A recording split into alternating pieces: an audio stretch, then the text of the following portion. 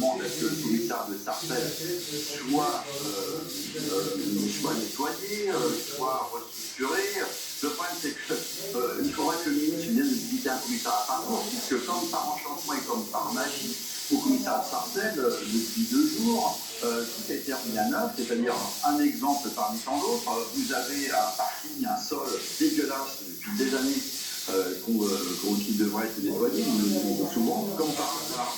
Hier, il y a eu un coup de Karcher, donc tout a été nettoyé. On a fait venir en catastrophe des plantes vertes. L'administration a acheté des plantes vertes pour égayer les couloirs des commissariats. Il faut savoir aussi qu'il y a un parc automobile vétuste qui tombe en décrépitude à Sarcelles. Donc tous ces véhicules en état de décrépitude avancée ont été rebasculés hier au commissariat de Liège pour ne pas que le ministre les voie. Donc voilà, tout cet ensemble de choses fait que ça a été une vaste mise en scène que nous avons dénoncée. D'ailleurs, on a sorti une publication syndicale, un tract qu'on a remis au ministre en impôt ce matin pour dénoncer cela. On est même allé jusqu'à faire des travaux électriques en catastrophe, hein, c'est ça, je crois. Tout à fait, vous avez dans certains bureaux, notamment les bureaux de la BAC, vous avez des filets d'équipements, c'est dangereux pour les fonctionnaires. Nous avons, nous, alerté depuis très longtemps par rapport à ce que ces travaux doivent être opérés, et comme par enchantement, tout a été fait, et le comble a été poussé, ça pourrait être prêté à sourire, qu'on a même fait venir 2 collègues, parce que la population du commissariat de Sarcelles, c'est plutôt des gens de l'Oise, et du Nord. On a fait venir 2 collègues du sud de la France avec l'accent de M. Castex pour les mettre au poste pour pas que M. Castex soit dépaysé à son arrivée.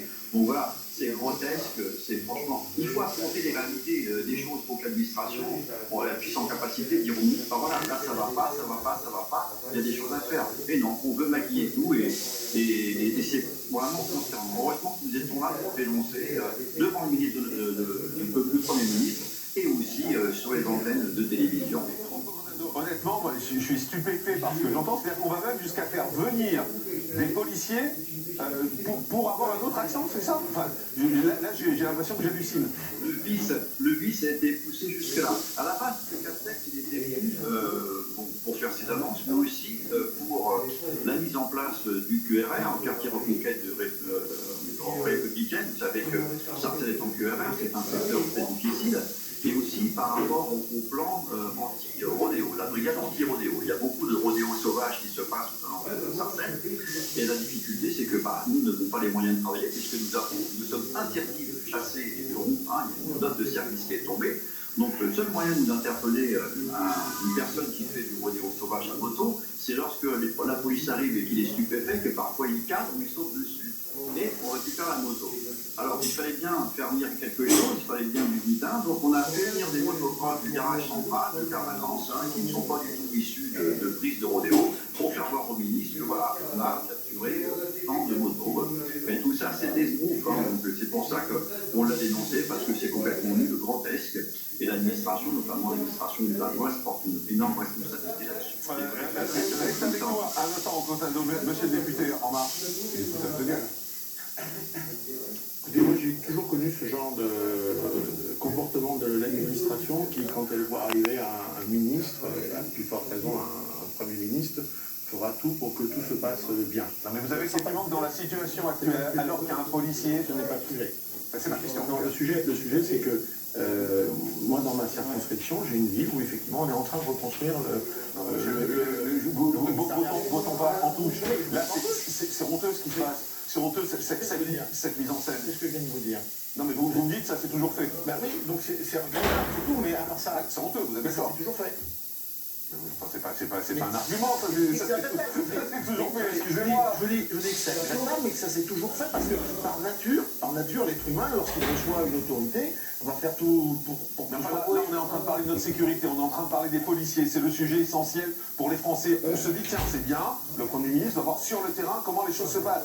Et on triche. Poser la question à ceux qui ont fait ça. Monsieur, par rapport moi j'ai voté des crédits pour que les commissariats soient... personnellement, bien évidemment. Monsieur le député, que ce soit un foutage de gueule, il faut le dire, c'est clairement un foutage de gueule et c'est une fumisterie. Maintenant que l'État, et là, c'est là où je vous rejoins, c'est que l'État n'ait pas pris en compte la mesure de l'importance et de l'urgence de renforcer le règlement, ça c'est depuis des années.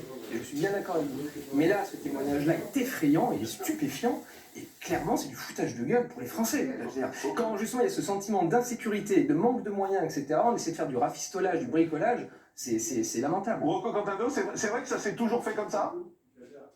Écoutez, oui, c'est des pratiques qui sont monnaie courante, mais ce qui est consternant, c'est que nous, ça fait très longtemps que nous demandons à ce que des réparations soient faites dans ce commissariat et que nos doléances soient restées lettres mortes. Vous savez, j'étais à Épinay-sur-Seine autrefois où M. Darmanin est venu soutenir les collègues. Et je vous raconte l'anecdote, le ministre de l'Intérieur est arrivé et il y avait deux 5008 flambant neufs devant le commissariat. Il a interpellé le commissaire de police